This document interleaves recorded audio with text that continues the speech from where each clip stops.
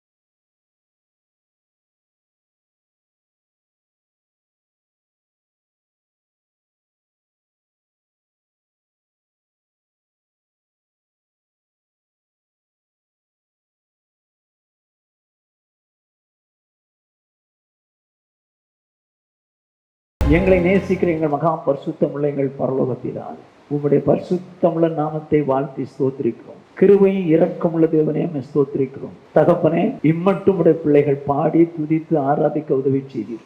இந்த நாளிலும் உம்முடைய வார்த்தையினாலே என்னோடும் எங்களோடும் பேசுகிறார்கள். உம்முடைய வசனங்களை கேட்பதற்கு உணர்வுதாரும், வாழ்வதற்கு கிருபைதாரும். இயேசு கிறிஸ்துவின் இன்ப நாமத்தில் பிதாவே, கர்த்தருடைய பரிசுத்த நாமத்திற்கு மகிமை உண்டாகட்டும். இந்த நாளின் செய்தியின் தலைப்பு, சாபம் ஆசீர்வாதமாக மாறுவது எப்படி? இன்றைக்கு ஆவிக்குரிய உலகத்திலும் உலகத்தின் மக்களுக்கு மத்தியிலும் தனிப்பட்ட முறையிலே அநேக சாபங்கள் இருக்கிறது. குடும்பத்திலே சாபங்கள் இருக்கிறது. சிலர் பணத்துல சாபம் உடையவர்களாக இருக்கிறார்கள். சிலர் சரீர சுகத்திலே சாபம் உள்ளவங்களா இருக்கிறாங்க. சில மெடிக்கல் ஷாப்பை கொடுத்தே என் காசெல்லாம் போகுதுன்னு சொல்ற அளவுக்கு அந்த மாதிரி சாபம், பலவிதமான சாபங்களோடு கூட இன்னைக்கு இருக்கிறாங்க. ஆனால் என் தேவன் சாபத்தோடு கூட இருக்கிறதை விரும்பவில்லை. வேதம் சொல்லுகிறது, அவர் சாபத்தை ஆசீர்வாதமாய் மாற்றுகிறது. கர்த்தருக்கு மகிமை உண்டாகும். உபாகமம் 11வது அதிகாரம் 26வது வசனம். இதோ இன்று நான் உங்களுக்கு முன்பாக ஆசீர்வாதத்தையும் சாபத்தையும் வைக்கிறேன். ஆண்டவர் இஸ்ரேல் ஜனங்களை, எகிப்திலிருந்து மீட்டெடுக்கப்பட்ட இஸ்ரேல் சபையாருக்கு கர்த்தர் சொல்கிறார், இன்று நான் உங்களுக்கு முன்பாக ஆசீர்வாதத்தையும் சாபத்தையும் வைக்கிறேன். அவர் தேவன். ஆசீர்வாதம் மட்டும் வச்சிருக்கலாம், ஆனால் ரெண்டையுமே வைக்கிறேன் என்று. ஆசீர்வாதத்தையும் வைக்கிறேன், சாபத்தையும் வைக்கிறேன். இப்போ உங்களுக்கு எனக்கு என்ன வேணும்னு நினைக்கிறீங்களோ எடுத்துக்கலாம். சின்ன உதாரணம், 109வது சங்கீதம் 17வது வசனம். சாபத்தை விரும்பினான், அது அவனுக்கு வரும். அவன் ஆசீர்வாதத்தை விரும்பாமல் போனான், அது அவனுக்கு தூரமாய் விலகி போம். என்ன சொல்றாங்க? சாபத்தை விரும்பினான், அது அவனுக்கு வரும். அவன் ஆசீர்வாதத்தை விரும்பாமல் போனான், அது அவனுக்கு தூரமாய். யாராவது சாபத்தை விரும்புவாங்களாங்க? சாபத்தை விரும்புவாங்களா? ஆனால் வேதம் சொல்லுது, சாபத்தை விரும்பினான், அது அவனுக்கு வரும். ஆசீர்வாதத்தை விரும்பவில்லை, அது அவனுக்கு தூரமாய் போய். ஆசீர்வாதத்தை விரும்பவில்லை, அது தூரம். இப்ப ஆசீர்வாதத்தை விரும்புறதும் சாபத்தை விரும்புறதும் நம்ம கையில் தான். என்ன விரும்புறோமோ அதான் வரும். கவர்ம கேட்டுங்க, சாபத்தை விரும்பினால் அது அவனுக்கு வரும். எங்க யாராவது சாபத்தை விரும்புவாங்களா? ஒருத்தரும் சாபத்தை விரும்ப மாட்டாங்க. இப்போ தனிப்பட்ட முறையிலும் சரீரத்துல பிரச்சனை, குடும்பத்துல பிரச்சனை, அல்லவென்றால் பணத்துல பிரச்சனை, வேலையில பிரச்சனை, பலவிதமான பிரச்சனைகள் மத்தியிலே சாபத்தோடு கூட ஜனங்கள் வாழ்ந்து கொண்டிருக்கிறார்கள். ஆனா இங்க வேதம் சொல்லுகிறது, சாபத்தை விரும்பினால் அது அவனுக்கு வரும். யாராவது சாபத்தை விரும்புவாங்களா? விரும்பினா வரும். அப்படின்னு அர்த்தம் என்ன? நான் உங்களுக்கு புரியுற மாதிரி சொல்றேன். பீடி சிகரெட் குடிச்சா டிபி வரும், கேன்சர் வரும்னு சொல்றாங்கன்னு வச்சுங்க. இவனுக்கு டிபி வரக்கூடாதுன்னு ஆசை, கேன்சர் வரக்கூடாதுன்னு ஆசை. ஆனா பீடி சிகரெட் குடிப்பான். பீடி சிகரெட் குடிப்பான், ஆனா குடிச்சா டிபி வரும். இப்படி இவன் எதை விரும்புறான்? சாபத்தை அவனே விரும்புறான் சாபத்தை. அதனாலதான் சிகரெட் குடிக்கிறான். சிகரெட் குடிக்காம இருந்தா கேன்சர் வராது, டிபி வராதுன்னு நினைச்சா. ஆசீர்வாதத்தை விரும்பினா அதை வேண்டான்னு விட்டுருவான், அவ்வளவுதான். ஆனா வேதம் சொல்றது நல்ல கவனிங்க, சாபத்தை விரும்பினான். அருமையான தேவஜனமே புரிஞ்சுக்கங்க, அவனுக்கு அது வரும். கேன்சர் வரக்கூடாதுன்னு நினைக்கிறான், ஆனால் சிகரெட் செயின் ஸ்மோக்கர், ஆனா வரக்கூடாது எனக்கு. அது எப்படி வராம இருக்கும்? ஆனா வேதம் சொல்லுது, அவன் சாபத்தை அவனே தான் விரும்பினான். சரியா? இப்போ புரியும் மாதிரி சொல்றேன். வயிற்று வலி இருக்குது ஒரு மனுஷனுக்கு. டாக்டர் வயிற்று வலி காரியத்தை 4 காரியம் பார்ப்பாரு எனக்கு தெரிஞ்சு. 1 ஹீட்னால வரும், 2 அல்சர்னால வரும், 3 கேஸ்ட்ரிக் ட்ரபிள்னால வரும். இப்படி ஒரு 4 விதத்துல வருதுன்னு வச்சுங்க. ஆனா எல்லாம் வயிற்று வலி தான். ஆனா எதுன்னு கண்டுபிடிச்சு டாக்டர் அதுக்கேற்ற மாதிரி ட்ரீட்மெண்ட் கொடுப்பாரு. இப்போ ஏன் நம்ம வாழ்க்கையில நம்ம குடும்பத்துல தனிப்பட்ட முறையில சாபம் வந்தது அப்படின்னு சொல்லி பார்க்க போறோம். அது எப்படி நம்மகிட்ட இருந்து அது ரிலீஸ் ஆகும், சாபம் எப்படி நம்ம வாழ்க்கையில இருந்து ரிலீஸ் ஆகும். அருமையானே, உங்க தனிப்பட்ட முறையில சரீரத்துல சாபம் இருக்கலாம், குடும்பத்துல சாபம் இருக்கலாம், பணத்துல சாபம் இருக்கலாம். ஐயோ என் வியாதி தீராத வியாதியா இருக்குது அப்படிங்கிற ஒரு சாபம் இருக்கலாம். அல்லவென்றால் என் பணமெல்லாம் வட்டிக்காரன்ட்ட போதே சாபம் இருக்கலாம். பல விதத்திலும் சாபம் இருக்கலாம். சரியா? இப்போ இந்த சாபம் ஆசீர்வாதம் மாறணும்னு அவன் விரும்புறான். கர்த்தர் அதைத்தான் விரும்புறாரு, அதைத்தான் விரும்புறாரு. எப்படி சாபம் ஆசீர்வாதம் மாறுது? இப்போ ஃபர்ஸ்ட் பாயிண்ட், நான் ரட்சிக்கப்படாதவங்களுக்கு சொல்றேன், மற்ற 3 விசுவாசிகளுக்கு. ரட்சிக்கப்படாதவங்களுக்கு சொல்றேன். வேதம் என்ன சொல்லுகிறது வாசிங்க. சகரியாவின் புஸ்தகம் 8வது அதிகாரம் 13வது வசனம். சம்பவிப்பது என்னவென்றால், யூதா வம்சத்தாரே, இஸ்ரவேல் வம்சத்தாரே, நீங்கள் புறஜாதிகளுக்குள்ளே சாபமா இருந்தது போலவே ஆசீர்வாதமா இருக்கும்படி நான் உங்களை ரட்சிப்பேன். பயப்படாதீர்கள், உங்கள் கைகள் இடப்பட கடவது. என்ன சொல்றாரு? சம்பவிப்பது என்னவென்றால், யூதா வம்சத்தாரே, இஸ்ரவேல் வம்சத்தாரே, நீங்கள் புறஜாதிகளுக்குள்ளே சாபமா இருந்தது போல. அப்போ யூதா வம்சத்தாருக்கு மத்தியிலும் புறஜாதிகளுக்கு மத்தியிலும் ஒரு கூட்டம் சாபமா இருந்திருக்கிறார்கள். அவங்கள பார்த்து ஆண்டவர் சொல்றாரு, நீங்கள் சாபமா புறஜாதிகளுக்குள்ளே சாபமா இருந்தது போல ஆசீர்வாதமாய் இருக்கும்படி நான் உன்னை ரட்சிப்பேன். என்னவா? புறஜாதிகளுக்குள்ளேயும் சாபமா இருந்தீங்க, ரட்சிக்கப்பட்ட ஜனங்களுக்கு மத்தியிலும் சாபமா இருந்தீங்களே. ஆனா நான் உங்களை ஆசீர்வாதமா இருக்கும்படி விரும்புறேன். ஆகையினால் என்ன செய்யறேன்? நான் உங்களை ரட்சிக்கிறேன் என்று சொன்னார். அருமையான சகோதரனே, சகோதரியே, இது வரைக்கும் நீ ரட்சிக்கப்படாதிருந்தால் என் ஆண்டவர் இன்றைக்கு ஒன்றை பார்த்து சொல்றாரு, நீ புறஜாதிகளுக்கு மத்தியிலும் உன் குடும்பத்தாருக்கு மத்தியிலும் மற்றவங்களுக்கு மத்தியிலும் சாபமாய் இருந்தது உண்மைதான். நான் ரட்சிக்கப்படாதவங்கிட்ட சொல்லிட்டேன். மற்ற 3 ரட்சிக்கப்பட்டவங்களுக்கு ஆண்டவர் சொல்றாரு, இஸ்ரவேல் வம்சத்தாரே, யூதா வம்சத்தாரே, நீங்கள் புறஜாதிகளுக்கு மத்தியிலே சாபமாய் இருந்தது போல ஆசீர்வாதமாய் இருக்கும்படிக்கு நான் உங்களை ரட்சிப்பேன். அப்போ ஏன் ஒரு மனுஷன் சாபமாய் இருக்கிறான்? ரட்சிக்கப்படவில்லை, அதனால அவன் சாபமாய் இருக்கிறான். எதுக்கு மத்தியிலே? யூதர்களுக்கு மத்தியிலே, இஸ்ரவேல் ஜனத்துக்கு மத்தியிலே, புறஜாதிகளுக்கு மத்தியிலே. இவர்களுக்கு மத்தியிலே அவன் சபிக்கப்பட்டவனாய் இருக்கிறான், சாபம் உள்ளவனாய் இருக்கிறான். எவ்வளவோ நாளா என் வாழ்க்கையில நான் சாபம் போகும் நினைச்சனே, போகலையே. ஐயோ, பக்கத்து வீட்டுக்காரெல்லாம் என்ன இப்படி நினைக்கிற அளவுக்கு ஆயிப்போச்சே, இல்லை இவன் இப்படி பண்ற அளவுக்கு ஆயிப்போச்சே அப்படின்னு சொல்லி புறஜாதிகள் உங்களை நிந்திக்கிற மாதிரி இருக்குது. இவங்களுக்கு மத்தியில சாபமா இருந்தீங்க. ஆனா நான் உங்களை ஆசீர்வாதமா மாற்ற விரும்புறேன். எப்படின்னா, நான் என்ன பண்ணுவேன்? உங்களை ரட்சிப்பேன். அருமையான சௌர்ணை, ரட்சிக்கப்படாத சௌர்ணை சௌரியை நல்லா கவனிச்சுக்கோ, நல்லா கவனிச்சுக்கோ. ஏன் சாபம் வந்தது? நீ ரட்சிக்கப்படாதனால வந்திருக்கலாம்.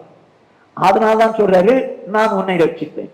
அதுக்கு முன்னால் நீ சபிக்கப்பட்டவனாயிருந்தாய், சாபம் உள்ளவனாயிருந்தாய். இப்பொழுது நான் அவர்களுக்கு மத்தியிலே, அங்க அப்படிதான் அவர்களுக்குள்ளே சாபமாயிருந்தது ஆசீர்வாதமாய் இருக்கும்படி நான் உன்னை ரட்சிப்பேன். இன்னைக்கு ரட்சிக்கப்படாத யாராவது இங்க இருந்தால், ஒருவேளை உன்னுடைய வாழ்க்கையிலே உன் நிமித்தம் குடும்பத்திலே சாபம் இருக்குமானால் உன் வாழ்க்கையை திருத்திக்கோ, ரட்சிக்கப்படு. நீ ரட்சிக்கப்படாதிருந்தால் உன் சாபம் உன்னை தொடர்ந்து பிடிக்கும், உன் சாபம் உன்னை தொடர்ந்து பிடிக்கும். ஆனா என் தேவனுக்கு என்ன ஆசை? நீ சாபமுத்தோடு கூட இருக்கணும்னு ஆசை இல்லை. இந்த ஜனங்களுக்கு மத்தியிலே நீ சபிக்கப்பட்டவளாய் இருக்கணும்னு ஆசை இல்லை. இதுக்கு மத்தியில நான் உன்னை ஆசீர்வாதமா இருக்கும்படி நினைக்கிறேன், வச்சிருக்குன்னு நினைக்கிறேன். ஆகவே உன்னை ஆசீர்வாதமா மாத்துறதுக்கு உன்னை ரட்சிப்பேன் என்று சொல்கிறார். அப்போ ஒரு மனுஷன் ரட்சிக்கப்படாத ஒரு மனுஷன் சபிக்கப்பட்டவனா இருக்கும்போது அவனுக்குள்ள ரட்சிப்பு வந்தா என்ன ஆகும்? சாபம் தானா போயிடும். சாபம் தானா போயிடும். அப்போ நீ ஒருவேளை இதை கேட்டுக்கொண்டிருக்கிற சௌர்ணை, இதுவரைக்கும் ரட்சிக்கப்படாதிருந்தால் என் தேவன் உன்னை ரட்சிக்க விரும்புகிறார். நீ ரட்சிக்கப்படணுமா வேண்டாமா? உன் சாபம் நீங்கணுமா நீங்க வேண்டாமா? ஏன் சாபம் தெரியுமா? நீ ரட்சிக்கப்படல. அதனாலதான் உன் வாழ்க்கையில பிரஜாதிகளுக்கு மத்தியில, மற்றவங்களுக்கு மத்தியில, கிறிஸ்தவங்களுக்கு மத்தியில நீ சாபமா இருக்கிற. ஆனா ஆண்டவர் சொல்றாரு, நான் உன்னை ரட்சிப்பேன். எதுக்கு? நீ ஆசுவாமா இருக்கும்படி. இந்த காலவேளையில வந்திருக்கிற ஒருவேளை ரட்சிக்கப்படாத அருமையான சௌர்ணே சௌரிய யார் வந்தாலும் சரி, இதுவரைக்கும் ஒருவேளை நீங்க இதுவரைக்கும் ரட்சிக்கப்படாத இருக்கீங்க, என் வாழ்க்கை இப்படிலாம் பிரச்சனை வருது, இப்படியெல்லாம் சாபம் வருது அப்படின்னு நீங்க எண்ணினீங்கன்னா இன்னைக்கு உங்க வாழ்க்கையை மாத்திங்க. நீங்க ரட்சிக்கப்படுற ஆண்டவரே என் வாழ்க்கையை ரட்சிக்கப்படுறதுனா என்னங்க? இயேசு சொன்னார். இயேசு ரட்சிக்கத்தான் வந்தார் பாவிகளை. இயேசு சொன்னார், மார்க்கு சுவிசேஷம் 16வது அதிகாரம் 16வது வசனம், விசுவாசம் உள்ளவனாகி ஞானஸ்நானம் பெற்றவன் ரட்சிக்கப்படுவான். போதும். என்ன சொல்றாங்க? விசுவாசம் உள்ளவனாகி ஞானஸ்நானம் பெற்றவன் ரட்சிக்கப்படுவான். இப்போ இயேசு ரட்சிக்கவே வந்தார் பாவிகளை.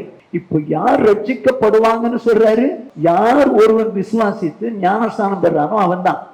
என்ன விசுவாசம்? இயேசு தேவனுடைய குமாரன் என்று விசுவாசிக்க வேண்டும். அவர் எனக்காக இந்த உலகத்துக்கு வந்தார், அடிக்கப்பட்டார், ரத்தத்தினார், மரித்தார், 3ஆம் நாள் உயிரோடு எழுப்பினார் விசுவாசிக்கணும். அவரிடத்துல என் பாவங்கள்லாம் நான் அறிக்கையிட்டேன், இயேசு என் பாவங்களெல்லாம் மன்னித்தார் என்று விசுவாசிக்கணும். அப்படி விசுவாசித்த பிறகு அவரை ஏற்றுக்கொள்ளணும். அப்படி ஏற்றுக்கொண்டவர்கள் பாவம் மன்னிப்பு கண்டு ஞானஸ்நானம் பெறணும். இந்த அனுபவம் வந்தால் அவர்கள் ரட்சிக்கப்பட்டவர்கள். இப்ப நான் ரட்சிக்கப்படாதவங்களுக்கு தான் சொல்லிட்டு இருக்கிறேன். ரட்சிக்கப்படாதவங்களுக்கு ஏன் சாபம் அப்படிங்கறதான் சொல்லிட்டு இருக்கேன். ஏன் சாபம்? ரட்சிக்கப்படல, அதனால சாபம். எதுக்கு மத்தியில சாபமா இருக்காங்க? எல்லாருக்கும் மத்தியில, கிறிஸ்தவங்களுக்கு மத்தியிலும் சாபமா இருக்காங்க, புறஜாதிகளுக்கு மத்தியிலும் சாபமா இருக்காங்க. ஆனா எல்லாருக்கும் மத்தியில நீங்க ஆசிரமா இருக்கும்படிதான் நான் உங்களை ரட்சிப்பேன். ஓகே, இது வரைக்கும் நீ ரட்சிக்கப்படாத இருந்தால், ஒருவேளை என் குடும்பத்துல இப்படி பிரச்சனை இருக்கு, என் சரீரத்துல இப்படி பிரச்சனை இருக்கு, பணத்துல இப்படி பிரச்சனை இருக்கு, வேலையில எப்படி பிரச்சனை இருக்கு, ஐயோ நான் இப்படி கூட நாளா சாபத்தை தாங்கிறதுப்பா, இனியால முடியலன்னு சொல்லக்கூடிய ரட்சிக்கப்படாத சௌர்ணே சௌரியே, என் தேவன் உன் சாபத்தை ஆத்மாமா மாற்ற விரும்புகிறார். எப்படி? நீ ரட்சிக்கப்படணும் இருக்கார். நீ ரட்சிக்கப்படுவாயானால் என் தேவன் உன் சாபத்தை ஆத்மாமா மாற்றுவார். ஓகே, சரி. இப்போ மறுபடியும் சொல்றேன். 3-4 விதத்துல வயிற்று வலி வரும். 1 அல்சர்னால, 2 சூட்டுனால, 3 கேஸ்ட்ரிக் ட்ரபிள்னால, 4 குடிக்கிறதுனால, இது மாதிரி சூழ்நிலையில வயிற்று வலி வரும். இப்போ நான் சொல்ற திரும்ப சபையாக சொல்ல போறேன். வயிறு தான் வலிக்குது, ஆனா எதனால வலிக்குதுங்கிறது அப்புறம் அந்த கண்டுபிடிச்ச பிறகுதான் முடியும். அதே போல நான் இன்னும் ஒரு 3 காரியம் சாபத்தை பற்றி சொல்றேன். அதை புரிஞ்சிக்க. யார் யாருக்கு எப்படியோ, யார் யாருக்கு வயிற்று வலி எப்படி இருக்குன்னு சொல்லி டாக்டர் தெரியும். அதே போல இப்ப மற்ற 3 பேரை சொல்றேன். சபைக்குள்ள இருக்கிறவங்க சொல்ல போறேன். ஓகே, சபைக்குள்ள இருக்கிறவங்க சபிக்கப்பட்டவங்களா இருக்க முடியுமா? இப்ப ரட்சித்து சபைக்குள்ள சேர்த்துட்டாருங்க. சபைக்குள்ள இருக்கிறவங்க சபிக்கப்பட்டவங்களா இருக்க முடியுமா? அவங்களுக்கு சாபம் வருமா? இஸ்ரவேலே நீ பாக்கியவான், கர்த்தரால் ரட்சிக்கப்பட்ட ஜனமே உனக்கு ஒப்பானவன் யார்? இஸ்ரவேல் ஜனங்கள் யார்? தேவனால் ரட்சிக்கப்பட்டவர்கள். இப்ப இந்த ரட்சிக்கப்பட்டவங்களை குறித்து தேவனுடைய வார்த்தை என்ன சொல்லுங்க பாருங்க. இந்த ரட்சிக்கப்படுறவங்க விசுவாசித்து ஞானஸ்நானம் எடுக்கணும். ஆனா யாரோ சொன்னாங்கன்னு ஞானஸ்நானம் எடுக்காத. இல்ல யாரோ சொன்னாங்கன்னு எடுத்திருந்தாலும் அது தப்பு. யாரோ சொன்னாங்கன்னு எடுத்திருந்தாலும் சாபம் ஆத்மாமா மாறாது. யாரோ சொன்னாங்க ஞானஸ்நானம் எடுக்க சொல்லி அதனால எடுத்து வச்சிருக்க முடியாது. அது ரட்சிப்பே கிடையாது. ஏன் அப்படின்னா, சதுசேயர் ஆவி இல்லைன்னு சொல்லுவாங்க, உயிர்த்தெழுதல் இல்லைன்னு சொல்லுவாங்க, தூதன் இல்லைன்னு சொல்லுவாங்க. ஆனா பரிசேயர் இது எல்லாம் இருக்குதுன்னு சொல்லுவாங்க. ஆனால் ஒரு நாள்ல யோவான் ஸ்நானன் ஞானஸ்நானம் கொடுத்துக்கிட்டு இருக்கும்போது பரிசேயரும் சதுசேயரும் அவன்கிட்ட வந்தாங்க ஞானஸ்நானம் எடுக்க முடியும். அப்போ என்ன சொன்னான்? விரியன் பாம்பு குட்டிகளே, வரும் கோபத்துக்கு தப்பித்துக் கொள்ள உங்களுக்கு வகை காட்டினவன் யார்? அதாவது நரகங்கிற கோபத்துக்கு தப்பித்துக் கொள்வதற்கு வகை காட்டினவன் யார் சொல்லிட்டு நீங்கள் போய் கனி கொடுங்கள், கனி கொடாத மரமெல்லாம் வெட்டுண்டு அக்னியிலே போடப்படும் அப்படின்னு சொன்ன. அவங்களுக்கு ஞானஸ்நானமே கொடுக்கல. இப்போ அதுல வந்தது பரிசேரும் சதுசேரும். சதுசேர் தான் ஞான உயிர்த்தெழுதல் இல்லைன்னு சொல்றானே, அப்படின்னா நரக மோட்சம் கிடையாதுன்னு சொல்றான்ல. அப்புறம் ஏன் வந்தான்? ஞானஸ்நானம் ஏன் எடுக்க வந்தான்? எடுத்து வச்சுக்கோங்க, ஒருவேளை இருந்தா எடுத்து வச்சுக்கோங்கிறதுக்காக வந்திருக்கான். ஆனா அவனை விரட்டி அடிச்சான். அருமையான சவரனே, யாரோ சொன்னாங்கிறதுக்காக நீ ஞானஸ்நானம் எடுத்திருந்தால் அந்த ஞானஸ்நானம் செல்லாது. ஆண்டவர் சொன்னபடி நீ மனம் திரும்பி பாவம் மன்னிப்பது ஞானஸ்நானம் எடுத்திருந்தால் மாத்திரமே அது செல்லும்.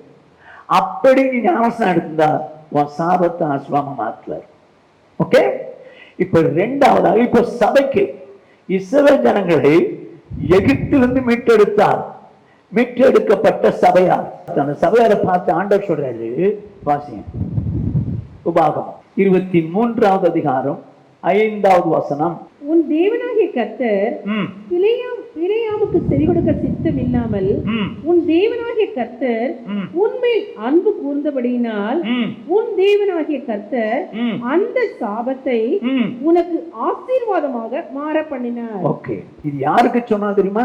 மீட்கப்பட்ட இஸ்ரவேல் சபையாருக்கு. என்ன சொல்றாரு? உன் தேவனாகிய கர்த்தர் உன்மேல் அன்பு கூர்ந்தபடியினால் உன் தேவனாகிய கர்த்தர் அந்த சாபத்தை ஆசீர்வாதமாக மாற பண்ணினார். அப்படியானால் தேவன் ஒருவரை சாபத்தை ஆசீர்வாதமாய் மாற்ற முடியும். ஆமென். ஓகே, ஆனா எதனால சாபத்தை ஆசீர்வாதமா மாற்றுகிறார்னு போடுறது? உன் தேவனாகிய கர்த்தர் உன்னில் அன்பு கூர்ந்தபடினால் உன் தேவனாகிய கர்த்தர் உன் சாபத்தை ஆசீர்வாதமா மாற்றுவார். அப்போ இந்த சாபத்தை ஆசீர்வாதமா மாற்ற வேண்டும் என்றால் தேவன் தான் மாற்றணும். எப்ப மாற்றுவாரா? நம்ம மேல அன்பு இருந்தாலும் மாற்றுவார். நம்ம மேல அன்பு கொண்டால் மாற்றுவார். கொஞ்சம் கவனமா கேட்டுங்க, நான் உங்களுக்கு விவரமா சொல்ல விரும்புறேன். எனக்கு ஒரு ஆசை, நம்ம மேல அன்பு வச்சிருந்தால் மட்டும்தான் மாற்றுவார். இப்ப இயேசு கிறிஸ்து வரப்போகிறார்னு தெரியும். வேதமும் சொல்லுகிறது, நடக்கிற காரியங்கள் மூலமாகவும் நமக்கு தெரியுது. அப்போ 1 கொரிந்தியர் 16வது அதிகாரம் 22வது வசனம். ஒருவன் கர்த்தராகிய இயேசு கிறிஸ்துவிடத்தில் அன்பு கூறாமற் போனால் அவன் சபிக்கப்பட்டவனா இருக்க கடவன். கர்த்தர் வருகிறார். கர்த்தருக்கு மகிமை உண்டாகட்டும். கர்த்தர் வருகிறார் என்று சொல்லி தெரிஞ்சும் ஒருவன் கர்த்தராகிய இயேசு கிறிஸ்துவிடத்தில் அன்பு கூறாமல் போனால் அவன் சபிக்கப்பட்டவன். கர்த்தர் என்ன சொல்றாரு அங்க சபைக்கு பார்த்து? உன் தேவனாகிய கர்த்தர் உன்னிடத்தில் அன்பு கூர்ந்தபடினால் உன் தேவனாகிய கர்த்தர் உன் சாபத்தை ஆசீர்வாதமா மாற்றுவார். அப்ப தேவன் ஒருவர் தான் சாபத்தை ஆசீர்வாதமா மாற்றக்கூடியவர். எப்ப மாற்றுவாரா? என்கிட்ட அன்பு கூர்ந்தா, உங்ககிட்ட அன்பு கூர்ந்தா. அதுல என்ன எழுதியிருக்குது? நீ அன்பு கூறாமல் போனால் சபிக்கப்பட்டவன். புதிய ஏற்பாட்டில் சாபங்கிறது வராது. சபித்தலும் துதித்தலும் ஒரே வாயிலிருந்து வரக்கூடாதுன்னு. ஆனா வேதம் சொல்லுது, நீ அன்பு கூறாமல் போனால், இயேசுவிடத்தில் அன்பு கூறாமல் போனால். இப்போ ஆண்டவர் சொல்றாரு, நான் உன்னிடத்தில் அன்பு கூறபடினால் உன் சாபத்தை ஆசுவாங்க. எப்போங்க தேவன் நம்ம மேல அன்பு கூறுவாரு? எப்போ தேவன் நம்ம மேல அன்பு கூறுவாரு? அன்பு கூர்ந்தால் சாபம் ஆசுவாம மாறும். மறுபடியும் சொல்றேங்க, உங்க சாபம் உங்களுக்கும் குடும்பத்துக்கும் உங்களுக்கும் தான் தெரியும், வேற யாருக்கும் தெரியாது. தீராத வியாதி இருக்கலாம், இல்ல கடன் பிரச்சனை இருக்கலாம், இல்ல என்ன சொல்றது, மெடிக்கல் ஷாப்புக்கே காசு போகுது, இல்ல வக்கீலுக்கே போகுது, அப்படி இப்படி நிறைய சாபங்கள் இருக்கலாம். அது உங்களுக்கு தான் தெரியும்.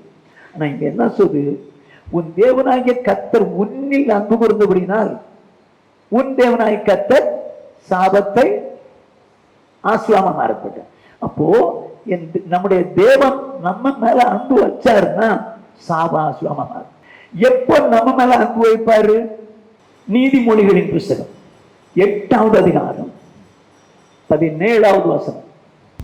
என்னை சிநேகிக்கிறவர்களை நான் சிநேகிக்கிறேன், அதிகாலையில் என்னை தேடுகிறவர்கள் என்னை கண்டடைவார்கள். இப்ப யார் ஆண்டவர் சொல்றார், நான் உங்கள் மேல அன்பா இருந்தா உங்க சாபத்தை ஆசீர்வாதமா மாற்றுவேன். ஆண்டவர் சொல்றாரு, யார் என்னை சிநேகிக்கிறார்களோ அவங்களதான் சிநேகிப்பேன். அப்ப ஆண்டவர் யார் மேல அன்பா இருப்பாரு?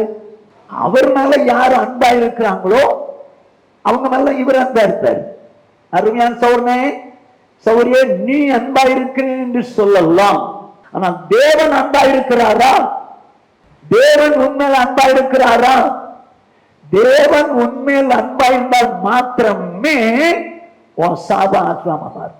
அப்போ தேவன் அன்பா இருக்கணும்னா நீ அவர் மேல அன்பா இருக்கணும். நீ அவர் மேல அன்பா இருக்கணும்னா என்ன செய்யலாம்? நான் இப்ப விசுவாசிகளுக்கு பேசுறேன். உன் மேல ஆண்டவர் அன்பு கொடுத்தா சாபம் ஆசீர்வாதமா மாறும், அதுல மாற்றம் இல்லை. அப்படின்னு அவர் மேல அன்பு கொடுத்தா அவர் நம்ம மேல அன்பு கூட போறாரு. அவர் மேல அன்பு கூடுறதுன்னா என்ன? 97வது சங்கீதம் 10வது வசனம், கர்த்தரில் அன்பு கூறுகிறவர்களே தீமையை வெறுத்து விடுங்கள். என்ன சொல்லுது? கர்த்தரில் அன்பு கூறுகிறவர்களே தீமையை வெறுத்து விடுங்கள். போதும். என்னமா? இப்போ ஆண்டவர் மேல அன்பு கூறுறவனுக்கு ஆண்டவர் அவன் மேல அன்பு கூறுவார். அப்படி அன்பு கூறணும்னா, ஆண்டவர் மேல அன்பு கூறணும்னா தீமையை வெறுத்தவன். இப்போ கவனிச்சுங்க, நீங்க ரட்சிக்கப்பட்டவங்க தான், தேவனால் மீட்கப்பட்டு சபைக்குள்ள இருக்கிறவங்க தான்.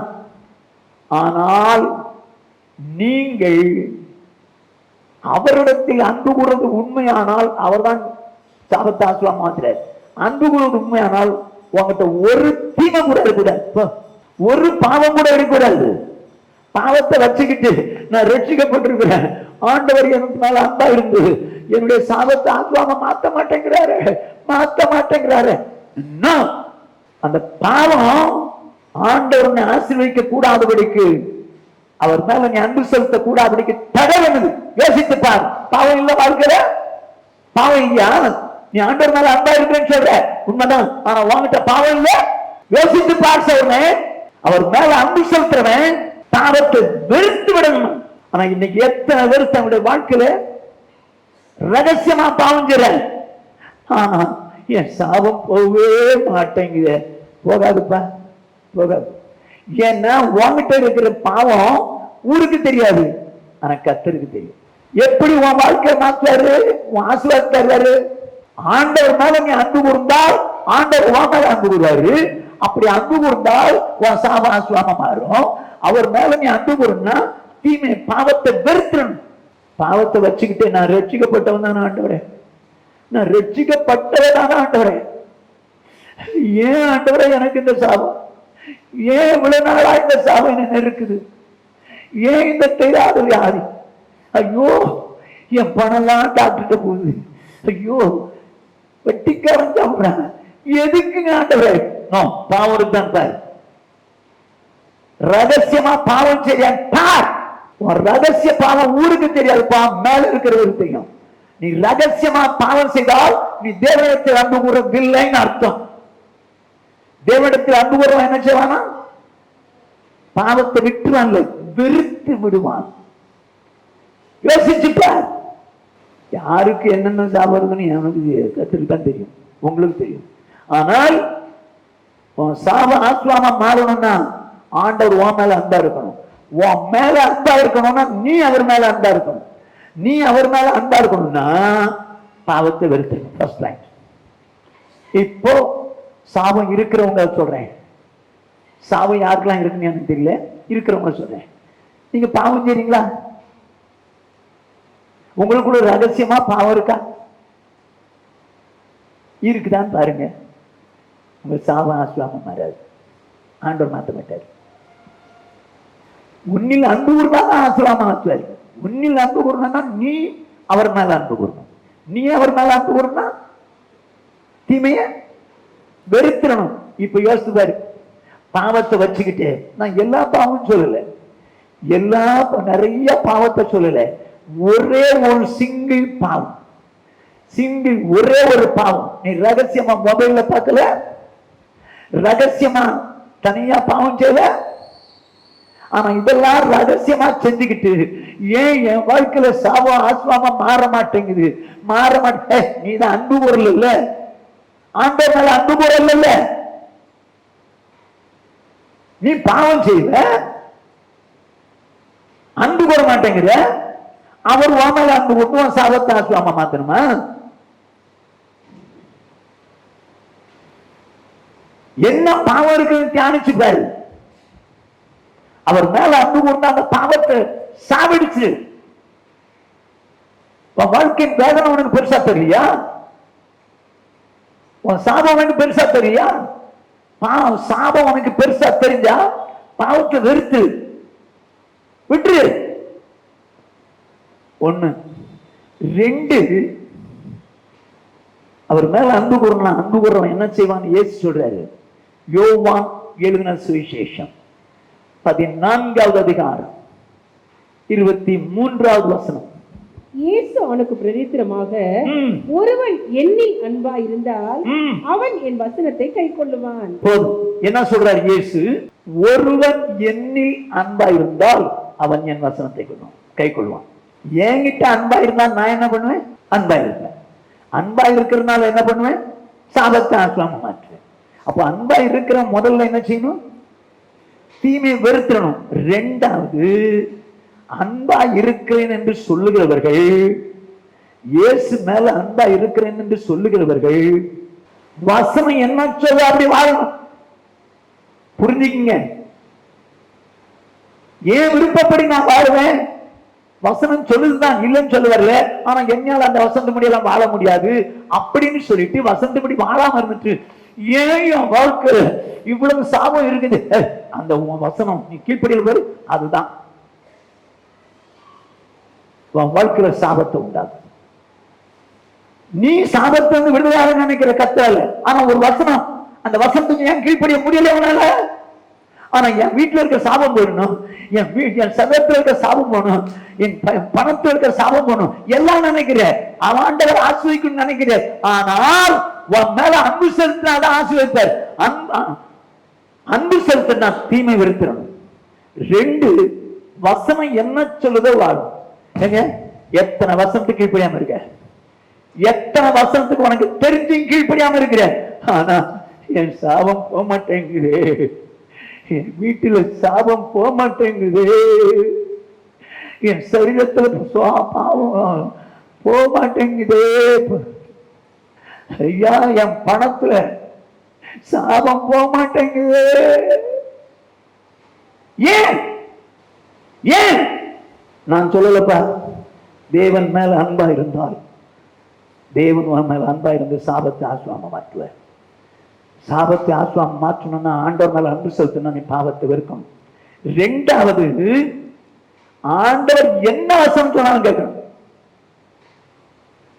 ஒருவன் என்னில் அன்பா இருந்தால் என் வசனங்களுக்கு அவன் என் வசனத்தை கை கொள்வான். அப்ப யார் ஒருவர் ஆண்டவர் மேல அன்பு வைக்கிறார்களோ அவர்கள் வசனத்தின்படி வாழ்வாங்க. அப்படி வசனத்தின்படி வாழும்போது அவர் ஆண்டவர் மேல அன்பு வைக்கிறோம்னு அர்த்தம், அன்பு வைக்கிறான்னு அர்த்தம். அப்படி அன்பு வைத்தவர்களை ஆண்டவர் அவர்கள் மேல அன்பு வைத்து என்ன செய்வார்? சாபத்தை ஆசுவாம மாற்றுவார். இப்ப யோசிக்க, எத்தனை வசனத்துக்கு கீழ்ப்படியாம உட்கார்ந்துருக்கோம், எத்தனை வசனத்துக்கு கீழ்ப்படியாம உட்கார்ந்துருக்கோம். ஆனா என்ன சொல்றீங்க? என் வாழ்க்கையில என் குடும்பத்துல அந்த சாபம் மட்டும் போகவே மாட்டேங்குது பிரதர், அந்த சாபம் மட்டும் போகவே மாட்டேங்குது சிஸ்டர். போகாது பிரதர். ஏன்னா நீதான் ஆண்டவர் அன்பு கூட மாட்டேங்கிறிய, வசந்தபடி வாழ மாட்டேங்கிறிய. அவர் சொன்னபடி வாழ நீ வாழக்கூடாதான். அவர் உன் மேல அன்பா இருந்து உன் சாபத்தை ஆசுவாம மாட்டணும். அப்படியா? வேதனை உண்டாக்க சாபம். இங்க ஒரு வசனம், தேவனுடைய வசனம். இந்த வசனத்தின்படி நீ வாழலன்னா இந்த சாபம் உன்னை பெருகிட்டே இருக்கும். சாபம் இப்போ சாபம் நீங்கி ஆசீர்வாதம் வரணும்னா இந்த வசனத்தின்படி வாழணும். நீ இப்ப இந்த வசனத்தின்படி வாழ போறியா?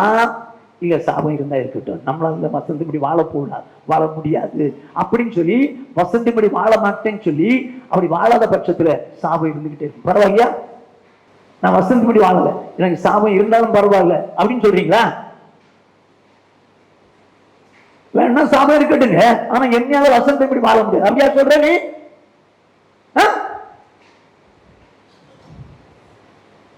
ஆண்டவர் மேல எனக்கு அன்பு இல்லைன்னு அர்த்தம். அன்பு இருந்தால் பாவத்தை வெறுத்துருவேன். 2, ஆண்டவர் என்ன வசனம் சொன்னாலும் செய்வேன். அவர் மேல அன்பு கூறுறவனுக்கு எந்த வசனமும் எப்படி இருக்காது? கடினமா இருக்காது. எந்த வசனமும் கடினமா இருக்காது. அப்படிதான் சொல்லுது 1 யோவான் 5வது அதிகாரம் 3வது வசனம். நாம் தேவனுடைய கற்பனைகளை கைக்கொள்வதே அவரிடத்தில் அன்பு கூறுவதாம். அவருடைய கற்பனைகள் பாரமானவைகளும் அல்ல. கர்த்தருக்கு மகிமை உண்டாகட்டும். உன் சாபத்தை ஆசீர்வாதமா மாற்றணுமா சௌரனே? சௌரியே, உன் சாபத்தை ஆசீர்வாதமா மாற்றணுமா? நீ ஆண்டவர் மேல அன்பு கூர்ந்து தீமை வெறுத்துரு. அதோடு மாத்திரமல்ல, ஆண்டவர் சொன்ன வசனத்தின்படி வாழ்ந்த அவர் மேல அன்பு கூறு. அப்படி இருந்தால் என்ன பண்ணுவார்? சாபத்தை ஆசீர்வாதமா மாற்றுவார். ஆனா எந்த வசனம் யாருக்கு பாரமா இருக்காது? அவரிடத்தில் அன்பு கூறுறவனுக்கு எந்த வசனமும் பாரமா இருக்காது. ஏன் நிறைய பேர் இந்த வசனம் என்னால முடியாதுங்க, எனக்கு ரொம்ப பாரமா இருக்குங்க, இந்த வசனத்தின்படி என்னால வாழ முடியாதுங்க அப்படின்னு ஏன் சொல்றாங்க? சொல்லுங்க பாப்போம். இந்த வசனத்தின்படி என்னால வாழ முடியாதுங்க அப்படின்னு ஏன் வசனத்துக்கு மாறா நடக்கிறாங்க? சொல்லுங்க பாப்போம். அவரிடத்தில் அன்பு இல்லை. ஆனா அவர் மட்டும் நம்ம மேல அன்பு கொண்டு சாபத்தை ஆசீர்வாதமா மாத்திரணும். அப்படியா? என்னங்க நீங்க? சாபம், அதான் சொன்னாரு, சாபத்தை விரும்பினான் அது அவனுக்கு வரும், ஆசீர்வாதத்தை விரும்பவில்லை அது அவனுக்கு தூரமா போகும். இவங்களே ஆசீர்வாதத்தை விரும்புறங்க. விரும்பி இருந்தா வசனம் என்ன சொல்ற வாழ்ந்து அவர் மேல அன்பு செலுத்தி இருப்பாங்க. அன்பு செலுத்தி இருந்தால் சாப ஆசீர்வாதம் மாறி இருக்குமே. இவங்களுக்கு என்ன வேணாங்க? ஆசீர்வாதம் வேணாம், சாபம் இருந்தா இருக்கு. அதனால தான் நீ பாவம் செய்ய, அதனால வசந்தி இப்படி வாழ மாட்டேங்கிற. புரியுதா? இன்னைக்கு ஆவிக்குரிய உலகத்துல எவ்வளவு சாபம் இருந்தாலும் அது இருந்துட்டு போட்டு விடு. உலகத்துல இல்லாதவனுக்கு இல்லாத நமக்கு இருக்குது, எல்லாருக்கும் இருக்கிற மாதிரி இருக்குது. இப்படித்தான் சொல்றாங்க. தவிர நம்ம ஸ்பெஷலுங்க, நம்ம தேவனுடைய பிள்ளைகள். உலகத்தான் சாபமா இருக்கிறது போல நீங்களும் நம்ம சாபமா இருக்கணுமா? நம்ம ஆசீர்வாதமா இருக்கணும்னு சொல்லி அவர் விரும்புகிறார். ஆனா உலகத்தை மாறல, சாபத்தை நம்ம வாழ்க்கையில வச்சுக்கிட்டு இருக்கிறோம். ஆண்டவர் உங்க மேல அன்பு கொண்டா, என் மேல அன்பு கொண்டா சாபம் ஆசீர்வாதமா மாறும். அப்படிதானா? அன்பு கூறுறதுன்னா என்ன? நம்ம அவர் மேல அன்பு கொண்டா நம்ம மேல அன்பு கூறுவார். அவர் மேல அன்பு கூறுறதுன்னா எப்படி? ஃபர்ஸ்ட் பாயிண்ட் தீமை வெறுக்கணும். செகண்ட் பாயிண்ட் என்ன வசனம் சொன்னாலும் கேட்கணும். உங்களுக்கு சாபம் போகணுமா? வசந்தமிழ் வாழ்ந்தேன் இல்ல பரவாயில்ல, என்னால வசந்தமிழ் வாழ முடியாது, அப்படியே இருந்து போட்டுங்க, அந்த சாபம் அப்படியே இருந்து போட்டோம் அப்படின்னு சொல்றீங்களா? எவ்வளவு காலத்துக்கு இருக்குன்னு தெரியுமா? நீங்க இந்த வசந்த கீழ்ப்படியாத வரைக்கும், உயிருள்ள வரைக்கும் சாபம் இருக்கும். போ, நான் சபிக்கலைங்க, வேத வசனத்தை உங்களுக்கு ஸ்ட்ராங்கா சொல்றேன். மறுபடியும் சொல்றேன், உங்க வீட்டு சாபம், உங்க சரீரத்தின் சாபம், உங்க வாழ்க்கையின் சாபம், உங்க பண சாபம், இதெல்லாம் உங்களை விட்டு நீங்கணும்னா ஒண்ணு பாவத்தை விட்டுருங்க. 2 என்ன வசனம் சொன்னாலும் கீழ்ப்படி. ஏன்னா ஆண்டவர் மேல அன்பு கூர்ந்தாதான் ஆண்டவர் உங்க மேல அன்பு கூர்ந்து சாபத்தை ஆசீர்வாதமா மாற்றுவார். ஓகே? ஆண்டவர் உங்களை ஆசீர்வதிக்கணும், சாபத்தை ஆசீர்வாதமா மாற்றணும்னா தேவன் உங்க மேல எப்படி இருக்கணும்? அன்பா இருக்கணும். தேவன் உங்க மேல அன்பா இருக்கணும்னா நீங்க என்ன செய்யணும்? நீங்க அன்பா இருக்கணும். நீங்க அன்பா இருக்கணும்னா என்ன செய்யணும்? தீமை வெறுக்கணும். வெறுக்கிறதுக்கு தயார் தானா? ஆனா பாவம் மட்டும் வச்சுக்குவேன், ஆண்டவர் என் மேல அன்பா இருக்கணும்னா அது நெவர் நடக்காதுங்க. உங்க சாபம் ஆசீர்வாதம் மாறாது. ரகசியமா பாவம் செய்யலாம், அது த்ரூ மொபைலா இருக்கலாம், வேற எந்த விதத்துல இருக்கலாம், யாருக்கு தெரியாம செய்யலாம். சரி, ஓகே, பாப்போம். ரைட், நீ கரெக்ட் பண்றவங்க பாவம் செய்ய மாட்டேன்னு. அடுத்தது அவர் மேல அன்பு செலுத்தணும் என்ன செய்யணும்? வசனம் என்ன சொல்ற அப்படி வாழணும். இப்போ பைபிள்ல எங்கேயாவது வசனத்தின்படி வாழாம இருக்கிறீங்களான்னு பாருங்க. எந்த வசனத்துக்காக கீழ்ப்படியாம இருக்கீங்களான்னு பாருங்க. என்ன பாஸ்டர் அப்படி சொல்லிட்டீங்க? பார்த்தா நிறைய தென்பெரும் பாஸ்டர் இருந்தீங்களா? உன் மனசாட்சி சொல்லல இந்த வசனத்துக்கு நீ கீழ்ப்படிய மாட்டேங்கிறேன்னு சொல்லல. உன் மனசாட்சி சபையில வரும்போதெல்லாம் கேட்கிற, வீட்டிலையும் வேலைத்தை படிக்கிற, வசனம்னு தெரியும், ஏன் கீழ்ப்படிய முடியல? தேவன் மேல அன்பு இல்லை. அருமையானே, உங்க சாபம் ஆசீர்வாதமா மாறணும்னா ஆண்டவர் உங்க மேல அன்பு கூறணும். உங்க மேல அன்பு கூறணும்னு சொன்னீங்கன்னா நீங்க பாவத்தை வெறுத்துறணும். 2வது வசனம் என்ன சொல்ற உடனே கீழ்ப்படியணும். அப்படி இருந்தால் உங்க சாபம் ஆசீர்வாதமா மாறும். ஓகே? இது சபைக்கு. 2வது எப்படி சபைக்கு சொல்றது பாருங்க, சாபம் எப்படி ஆசீர்வாதமா மாறும். நெகேமியாவின் புஸ்தகம் 13வது அதிகாரம் 2வது வசனம். அவர்கள் என்றைக்கும் அந்த சாபத்தை ஆசீர்வாதமாக திருப்பின எங்கள் தேவனுடைய சபைக்கு போதும். அந்த சாபத்தை ஆசீர்வாதமாக திருப்பின எங்கள் தேவனுடைய சபை. அப்படியானால் சாபத்தை ஆசீர்வாதமாய் திருப்பினது எது? தேவனுடைய சபை. அருமையான சௌர்ணே சௌரிய நல்லா கவனிச்சுக்கோ. தேவனுடைய சபையானது சாபத்தை ஆசீர்வாதமாய் மாற்றும், திருப்பும். நீங்களும் நானும் சபையா, ஆனால் இந்த சபை சாபத்தை ஆசீர்வாதம் மாற்றும். எப்படின்னா நீங்களும் நானும் சபைக்கு வர்றோம். வேதம் என்ன சொல்லுது? எபிரேயர் 10வது அதிகாரம் 24வது 25வது வசனங்கள். மேலும் அன்புக்கும் நற்கிரியைகளுக்கும் நாம் ஏவப்படும்படி ஒருவரை ஒருவர் கவனித்து. என்னவா? அன்புக்கும் நற்கிரியைகளுக்கு ஏவப்படும்படி ஒருவரை ஒருவர் கவனிக்கணுமா? என்ன கவனிக்கணும்? இவங்க எப்படி பேரல் வள்ளி போட்டு வந்திருக்கிறாங்க, எப்படி ட்ரெஸ் போட்டு வந்திருக்காங்க அப்படின்னு கவனிக்கணுமா? இல்ல இல்ல இல்ல, ஒருவரை ஒரு கவனித்து சபை கூடி வருதலை சிலர் விட்டு விடுவது போல நாமும் விட்டு விடாமல் ஒருவருக்கு ஒருவர் புத்தி சொல்ல கடவோம். எதுக்கு கவனிக்கணும்? ஒருத்தர் நீங்க சபைக்கு வரலன்னா ஏன் வரலன்னு சொல்லி புத்தி சொல்லணும். சபை கூடுதல் விடக்கூடாது. ஏன் எப்படி விடக்கூடாதுன்னு சொல்லணுமா? 4வது சமீபித்து வருகிறது. எவ்வளவு வாய்ப்பு ஆகும்? நாள்னா இயேசு கிறிஸ்துவினுடைய வருகை நாள் சமீபித்து வருகிறதை பார்க்கும்போது ஒருத்தர் புத்தி சொல்லணும். சபை கூடுதலை விடக்கூடாதுங்க.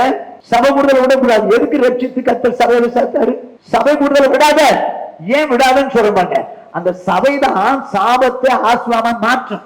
எப்படின்னு உங்களுக்கு புரிய மாதிரி சொல்றேன் பாருங்க. சகரியாவின் புஸ்தகம் 14வது அதிகாரம் 17வது வசனம். அப்பொழுது பூமியின் வம்சங்களில் சேனைகளின் தேவன் கர்த்தராகிய ராஜாவை தொழுது கொள்ள எருசலேமுக்கு வராதவர்கள் எவர்களோ அவர்கள் மேல் மழை வருஷிப்பதில்லை. என்ன சொல்லுது? அப்ப பூமியின் வம்சங்களில் சேனைகளின் கர்த்தராகிய ராஜாவை தொழுது கொள்ள எருசலேமுக்கு வராதவர்கள் எவர்களோ அவர்கள் மேல் மழை வருஷிப்பதில்லை. ஆதி காலத்துல எருசலேம தான் தேவாலயம் இருந்தது. சமாரியரும் கூட தொழுது கொள்றதுக்கு எருசலேம் தான் போகணும். எருசலேம்ல உள்ளவங்க தான் யூதர்கள் எருசலேமை தான் ஆராதிப்பாங்க. ஆனா யெரொபெயாம் தான் என்ன பண்ணிட்டான்? மாத்தி விட்டான். இஸ்ரவேலருக்கு கண்ணுக்குட்டி செஞ்சு விட்டான். இப்ப புரிஞ்சுங்க, நல்லா புரிஞ்சுங்க. இப்போ அவரை தொழுது கொள்றதுக்கு எங்கதான் போனோம்? அதுக்கு தான் இயேசு சொன்னாரு இந்த சமாரிய ஸ்திரீட்ட, நீங்கள் மலையிலே தொழுது கொள்ளுகிறீர்கள், நாங்களோ எருசலேமிலே தொழுது கொள்கிறோம். ஆனால் தேவனை எங்கும் தொழுது கொள்ளும் காலம் வரும், அது இப்பொழுதே வந்திருக்கிறது. எங்கும் தொழுது கொள்ளுகிற காலம் எங்கும் தொழுது கொள்ளுகிற அதுல இன்க்ளூடிங் பூந்தமல்லி. பூந்தமல்லியிலும் தொழுது கொள்ளும் காலம். யாரு தொழுது கொள்ளணும்? சபையா ஆவியோடு உண்மையோடு தொழுது கொள்ளணும். நல்லா கொஞ்சங்க. இப்போ தேவனை தொழுது கொள்றதுக்கு சபைக்கு வரணும். ஏன்னா இந்த சபை தான் என்ன பண்ணா? சாபத்தை ஆசீர்வாதமா மாற்றுது. கொஞ்சம் புரிஞ்சுங்க புரிஞ்சுங்க. சபைதான் சாபத்தை ஆசீர்வாதம் தொழுது கொள்ள வரணும். சப்போஸ் அப்படி தொழுது கொள்ள வரலன்னா மழை வருஷப்பதில்லை. மழையை வருஷிக்கிறது யாரு? கர்த்தர். தொழுது கொள்ள எருசலேமுக்கு வராதவர்கள் மேல் மழை வராதுன்ற. அது என்னங்க? மழை பெஞ்சா ஊருக்கெல்லாம் தானே வேணும், ஆனா அவங்களுக்கு மட்டும் மழை வராதாங்க. அப்படின்னா என்ன மழை? வாசிங்க எசேக்கியேல் தீர்க்கதரிசன புஸ்தகம் 34வது அதிகாரம் 26வது வசனம். நான் அவர்களையோ என் மேட்டின் சுற்றுப்புறங்களையோ ஆசீர்வாதமாக்கி ஏற்ற காலத்திலே மழையை பெய்ய பண்ணுவேன். ஆசீர்வாதமான மழை பெய்யும். கர்த்தருக்கு மகிமை உண்டாகட்டும். இந்த மழைங்கிறது எதை சொல்லுது? ஆசீர்வாதத்தை கூச்சொல்லு. அப்படியானால் தேவனை தொழுது கொள்ள ஆலயத்துக்கு போகாவிட்டால் என்ன வராது? ஆசீர்வாதம் வராது. அருமையான சோர்னே சௌரியே, நான் சின்ன உதாரணம் தான் சொல்றேன். ஒரு வாரம் நீ சபைக்கு வராம இருந்து பாரு. நான் இருக்கக்கூடாது, சும்மா உதாரணம் தான் சொல்றேன். இருந்து பாரு. உன் வாழ்க்கையில அந்த வாரம் முழுசு நஷ்டத்தையும் கஷ்டத்தையும் வேதனையும் அனுபவிக்கிறீங்க பார். சபைக்கு வந்தா மழை வருமா, ஆசீர்வாதம் வரும். நீ சபைக்கு வரலன்னா உன் மேல ஆசீர்வாதம் வராது. அந்த வாரத்துல மறுபடியும் என்னைக்கு வருக அன்னைக்குதான் ஆசீர்வாதம். இதை எத்தனை பேர் எக்ஸ்பீரியன்ஸ் ஆயிருக்கீங்க? சபைக்கு வரலன்னா அந்த வாரம் கஷ்டப்படுவீங்க. நான் சொல்லல, வேதம் சொல்லுது, தொழுது கொள்ள வராதவர்கள் எவர்கள் மேல அவர்கள் மேல் மழை வருஷப்பதில்லை. அப்படின்னா என்ன அர்த்தம்? ஆசீர்வாதம் வராது. இதை கேட்டுக்கொண்ட சகோதரனே சகோதரியே, உன் வாழ்க்கை கொஞ்சம் யோசித்து பார். சபை சாபத்தை ஆசீர்வாதமா மாற்றுகிறது. நீ சபைக்கு வந்தா உன் சாபம் ஆசீர்வாதமா மாறும். சப்போஸ் வர முடியல, வர மாட்டேங்கிற, என்ன நடக்குன்னு சொல்றேன் பாரு. வரலன்னா மழை பெய்யாம இருக்கு பாரு, அதுக்கு மாற நஷ்டம் வருதுன்னு பாரு. வாசிங்க ஆதியாகமம் 12வது அதிகாரம் 8ஆம் வசனம். பின்பு அவன் அவ்விடம் விட்டு பெயர்ந்து பெத்தேலுக்கு கிழக்கே இருக்கும் மலைக்கு போய் பெத்தேல் தனக்கு மேற்காகவும் ஆயி கிழக்காகவும் இருக்க கூடாரம் போட்டு அங்கே கர்த்தருக்கு ஒரு பலிபீடத்தை கட்டி கர்த்தருடைய நாமத்தை தொழுது கொண்டான். யாரவன்? ஆபிராம். ஆபிராம நான் சொன்ன இடத்துக்கு வாங்கினாரு, கானானுக்கு வாங்கினாரு. இப்ப போயிட்டான். அங்க போனவன் பெத்தேலுக்கு கிழக்கே இருக்கும் மலைக்கு போனான். அங்க போய் பெத்தேல் தனக்கு மேற்காகவும் ஆயி கிழக்காகவும் இருக்க. இந்த பாயிண்ட புரிஞ்சுங்க. பெத்தேல் மேற்காவும் ஆயி கிழக்காகவும் இருக்க கூடாரம் போட்டு அங்கே கர்த்தருக்கு ஒரு பலிபீடத்தை கட்டி கர்த்தரை தொழுது கொண்டான். அப்போ ஆண்டவருக்கு ஒரு பலிபீடத்தை கட்டி தேவனை தொழுது கொண்டான். இப்ப தேவனை தொழுது கொண்ட அவனுக்கு எப்படி தெரியும்? எனக்கு தெரிஞ்சு ஆண்டவருக்கு சொல்லியிருக்கலாம். அவர் சொல்லுவாரு, 18ஆம் அதிகாரத்துல சொல்லுவாரு, நான் செய்ய போகிறதை ஆபிரகாமுக்கு நான் மறைக்கவே மாட்டேன். ஏன் மறைக்க மாட்டான் தெரியுமா? அவன் சந்ததிக்கும் அவனுக்கு பின்னால வர்ற எல்லாருக்கும் சொல்லிக் கொடுப்பான். அதனால எல்லாத்தையும் சொல்லிக் கொடுத்துருவேன். இப்போ அவன் தொழுது கொள்ளணுங்கிறது ஆண்டவருக்கு ஒரு விருப்பம். அவன் பலிபீடம் கட்டி தொழுது கொள்றான். ஓகே, இப்ப நடக்கிறத பாருங்க. வாசிங்க. அதன் பின் ஆபிரகாம் புறப்பட்டு தெற்கே பிரயாணம் பண்ணி கொண்டு போனான். ஒரு நிமிஷம். இப்போ 9லிருந்து 16 வரைக்கும் பார்க்கணும். அவன் அதன் பின்பு ஆபிராம் புறப்பட்டு தெற்கே பிரயாணம் பண்ணி கொண்டு போனான். எங்க இருக்க வேண்டியவன்? பலிபீடத்துல தொழுது கொள்ள வேண்டியவன் இப்ப தொழுது கொள்ளாம எங்க போறான்? எங்கே டிராவல் போறான், பிரயாணமா போறான். சௌரியே சௌரனே, தேவனை ஆராதிக்கிற நாளில நான் கல்யாணத்துக்கு போனேன், காது குத்துக்கு போனேன், ஊருக்கு போனேன், பிரயாணமா போகாத. சபை கூடுதலை விடாத. இவன் போனதுனால என்ன நடக்குதுன்னு சொல்றேன் பாருங்க. சபை கூடுதலை விட்டுட்டு போனா என்ன நடக்குன்னு பாருங்க. வாசிங்க. அத்தேசத்திலே பஞ்சம் உண்டாயிற்று. அருமையானவர்களே, இப்போ அவன் ஆராதிக்க வேண்டிய இடத்துல ஆராதிக்க போனதுனால, பிரயாணமா போனதுனால பஞ்சம் உண்டாயிற்று. சௌரனே சௌரியே, நல்லா கவனிச்சுக்கோ. நீ ஆராதிக்க வேண்டிய காலத்துல ஆராதனை விட்டு அங்க போனேன், இந்த ஊருக்கு போனேன், அந்த ஊருக்கு போனேன், பிரயாணமாய் போனால் பஞ்சம் வரும். என்ன பஞ்சம்? என்னங்க பஞ்சம்? சரீரத்துல சுகத்துக்கு பஞ்சம் வரலாம், பணத்துக்கு பஞ்சம் வரலாம், புருஷன் மனைவி சமாதானத்துக்கு பஞ்சம் வரலாம், வேறு எந்த பஞ்சம் வரலாம். எந்த பஞ்சம் வரலாம்? ஃபர்ஸ்ட் பாயிண்ட் பஞ்சம் வந்தது, தொழுது கொள்ளாமல் போனதுனால பஞ்சம் வந்தது. செகண்ட் பாயிண்ட், தேசத்திலே பஞ்சம் கொடிதா இருந்தபடியால். ஐயோ ஐயோ ஐயோ, பஞ்சம் சாதாரணமா மட்டும் இல்ல, அவன் பிரயாணமா போயிட்டே இருக்கிறான். தொழுது கொள்ள வேண்டிய இடத்தை விட்டுட்டு பிரயாணமா போயிட்டு இருக்கான். பஞ்சம் எப்படி ஆகி போச்சான்? கொடிதான் மாறி போச்சு. ஐயோ பாஸ்டர், என் பிரச்சனை பெருசாய் பாஸ்டர். ஐயோ, என் சரத்துல சூழ்நிலை பெருசாய் போச்சு பாஸ்டர். ஐயோ வேதனையா இருக்கு பாஸ்டர், நிம்மதியா இழந்துட்டேன் பாஸ்டர், தற்கொலை பண்ணலாமா இருக்கேன். ஏன் இந்த லெவலுக்கு போச்சு? நீ தொழுது கொள்ளாம எப்படியோ போயிட்ட. கொடிதா இருக்கு, சமாதானத்துக்கு பஞ்சம் கொடிதா இருக்கு, பணத்துக்கு பஞ்சம் கொடிதா இருக்கு, சுரத்துக்கு பஞ்சம் கொடிதான் இருக்கு. சொல்லிட்டு என்ன சொல்லுது பாருங்க. ஆபிரகாம் எகிப்து தேசத்திலே தங்கும்படி அவ்விடத்துக்கு போனான். ஐயா, எங்க இவனை கர்த்தர் கானான் தான் வர சொன்னாரு. இப்ப இவன் எங்க போறான்? எகிப்தியரோட கூட ஐக்கியப்படுறாங்க, உலகத்தான் கூட ஐக்கியப்படுறான். சௌர்ணே, நீ சபை கூடுதலை விட்டுட்டு உன் இஷ்டத்துக்கு அங்கெங்கன்னு போவாயானால், உன் சொந்தக்கார அவிசுவாசிகளா இருந்தால் அவங்களோட தான் மிங்கிளாவாய், அவங்களோட தான் சேர்ந்த. சொந்தக்கார அவிசுவாசியா இருந்தா அவங்களோட கூட சேர்ந்து ஜாலியா இருப்ப. எழுத்துக்கு போயிட்டான். அவிசுவாசிகளோட சேரக்கூடாது. ஆனா இப்ப ஒரு எகிப்துக்கு போயிட்டான். என்ன நடந்து பாருங்க. அவன் எகிப்துக்கு சமீபமாய் வந்தபோது தன் மனைவி சாராயை பார்த்து, நீ பார்வைக்கு அழகுள்ள ஸ்திரீ என்று அறிவேன். எகிப்தியர் உன்னை காணும் போது இவள் அவனுடைய மனைவி என்று சொல்லி என்னை கொன்று போட்டு உன்னை உயிரோடே வைப்பார்கள். பயம் வந்துருச்சு. இப்போ யாருக்கு? தேவனை தொழுது கொண்டவன் கொள்ள வேண்டியவன் கொழுது போலாம் போனதுனால பயம் வந்துச்சு. என்ன பயம்? ஐயோ, நீ அழகா இருக்கிறம்மா, அழகா இருக்கிற, ஆனா நான் உயிரோடு உண்டா உன்னை எடுக்க முடியாது. அதனால என்ன கொண்டு போடுவானுங்க, உன்னை எடுத்துட்டு போய்வாங்கம்மா, பயமா இருக்குதுமா. இப்போ ஆபிரகாமுக்கு என்ன வந்துருச்சு? பயம். கவனமா கேளு. சபை கூடுதலை விட்டுட்டு அப்படி இப்படின்னு போன சரத்தினால உண்டான, இல்ல குடும்பத்துல உண்டான, பணத்துல உண்டான எந்த சூழ்நிலையும் பயம்.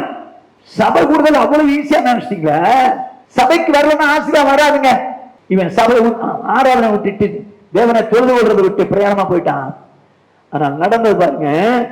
இப்போ ஒண்ணு எடுக்கிறதுக்கு என்ன கொண்டு போடுவாங்களேன்னு பயந்து போய் அவன் பயந்துட்டு இருக்கிறான்.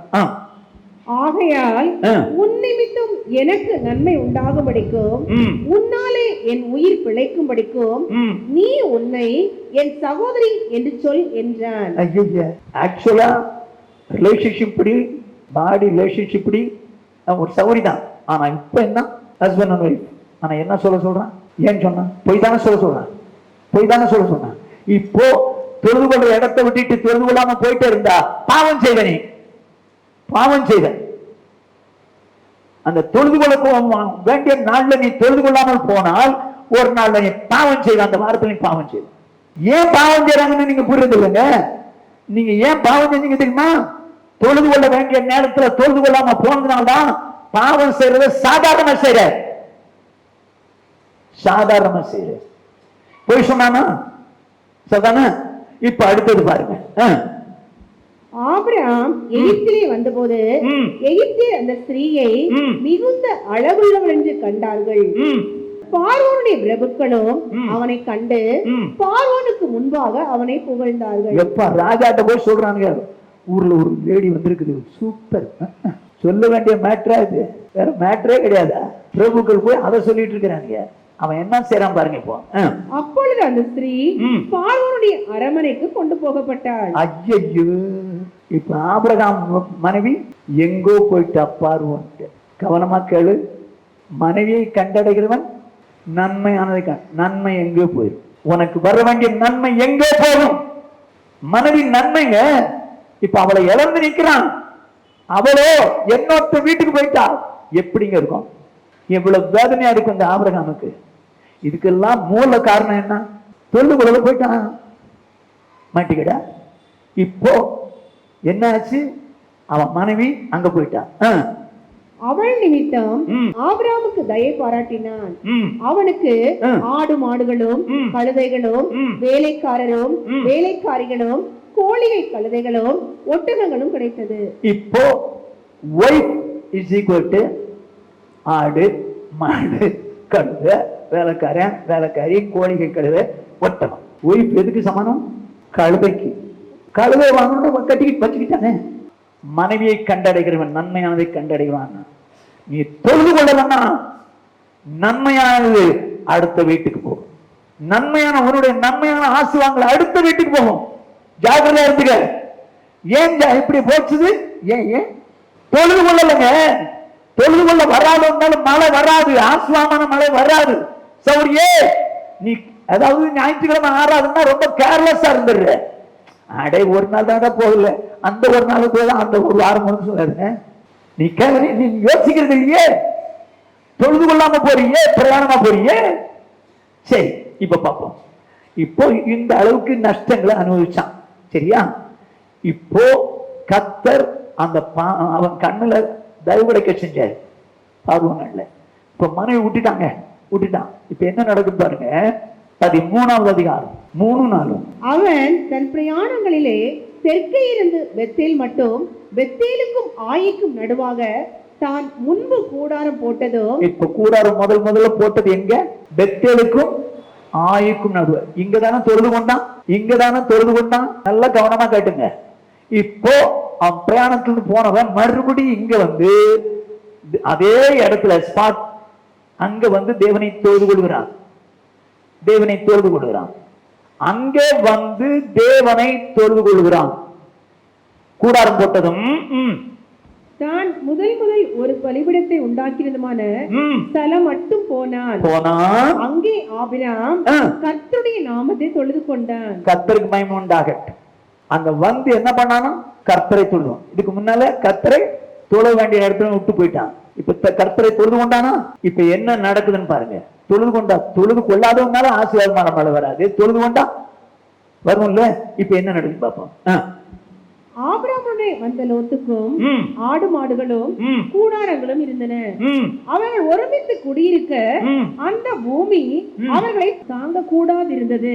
அவர்களுடைய ஆஸ்தி மிகுதியா இருந்தபடியால் அவர்கள் ஒருமித்து வாசம் பண்ண ஏதும் இல்லாமல் போயிடுச்சு. எங்க இப்ப தொழுது கொண்ட உடனே என்ன நடந்து போச்சு? ஆஸ்தி பெருகி போயிடுச்சு. அது எப்படி? ரெண்டு பேரும் இருக்கிற இடத்துல பூமியை தாங்க கூடாத அளவுக்கு ஆஸ்தியை பெருக பண்ணிட்டார். காரணம் தெரியுமா? கர்த்தரை தொழுது கொண்டான். ஹல்லேலூயா. நீ கர்த்தரை தொழுது கொள்வாயானால் நீ நினைக்கிறதுக்கும் வேண்டிக் கொள்வதற்கு அதிகமாய் தேவன் ஆசீர்வாதங்களை தந்திருவார். ஆனால் சபைக்கு நீ வராவிட்டால், தொழுது கொள்ள சபைக்கு வராவிட்டால் என்ன வராது? மழை வராது. அப்படின்னா என்ன? ஆசீர்வாதம் வராது. அப்படின்னா சபை என்ன செய்யும்? சாபத்தை ஆசீர்வாதமாய் மாற்றும். அப்ப என்ன செய்யலாம்? விசுவாசிகள் சபை கூடுதல விடக்கூடாது. ரட்சிக்கப்படாதவன் ரட்சிக்கப்பட்டால் என்ன வந்தாகும்? சாப ஆசீர்வாதம். இரண்டாவது, ஆண்டவர் அவங்க மேல அன்பு கூர்ந்தால் சாபம் ஆசீர்வாதம் மாறும். அன்பு கூர்ந்தா பாவத்தை வெறுத்துறணும், வசந்தபடி வாழணும். சாப ஆசீர்வாதம் மாறும். எங்க யார்கிட்ட சாபம் இருந்துச்சுன்னா ஒழுங்கா திரும்பிடுங்க. எங்கேயா பாவம் தான் விடுதலை ஆயிருங்க. அதோடு மாத்திரம் இல்லை, ஆண்டவர் என்ன சொன்னாலும் கேட்டுருங்க. ஓகே. மூணாவது, சபை சாபத்தை ஆசீர்வாதம் மாற்றும். சபை கூடுதலை விடாத, சபை கூடுதலை விடாத. நீங்க சும்மா சாதாரணமா நினைக்கிறீங்க சபை கூடுதல்னா. சபை கூடுதலை விட்டதுனால அவனுக்கு நஷ்டங்கள் ஏறாடும். ஆனா மறுபடியும் அதே இடத்துக்கு வந்து சபை கூடுதன போது கர்த்தர் ஆசீர்வதிச்சாரா? ஆகவே சபை கூடுதலை விடாது. சபைக்கு வந்தா உனக்கு ஆசீர்வாதம், சாப ஆசீர்வாதம். ஓகே. நான்காவதாக, அதாவது விசுவாசிகளுக்கு மூன்றாவதாக என்னவா? எப்படி சாப ஆசீர்வாதம் வருது? மல்கியா தீர்க்கதரிசன புத்தகம் 3வது அதிகாரம் 7-12 வரைக்கும் கொஞ்சம் நல்லா இந்த காரியத்தை கொஞ்சம் புரிஞ்சுங்க. நீங்கள் உங்கள் பிதாக்களின் நாட்கள் தொடங்கி என் கட்டளைகளை கை கொள்ளாமல் அவைகளை விட்டு விலகி போனீர்கள். ஐயோ, ஆண்டவர் தேவ ஜனத்தை பார்த்து சொல்கிறார், பிதாவின் நாட்கள் தொடங்கி என் கட்டளைகளை விட்டு விலகி போறீங்க. என்னிடத்திற்கு திரும்புங்கள், என்னிடத்திற்கு திரும்புங்கள், அப்பொழுது உங்களிடத்திற்கு திரும்புவேன் என்று சேனைகளின் கர்த்தர் சொல்லுகிறார். நாங்கள் எந்த விஷயத்தில் திரும்ப வேண்டும் என்கிறீர்கள்? என்ன சொல்றாங்க? ஓ, அன்னையில இருந்து இன்னைக்கு வரைக்கும் இப்படிதான் இது பண்ணிட்டீங்க. நீங்க என்னிடத்திற்கு திரும்புங்கள், அப்பொழுது உங்களிடத்திற்கு திரும்புவேன். எந்த விஷயத்துல திரும்பணும்னு கேக்குறாங்க. கொஞ்சம் கவனமா கேட்டுங்க.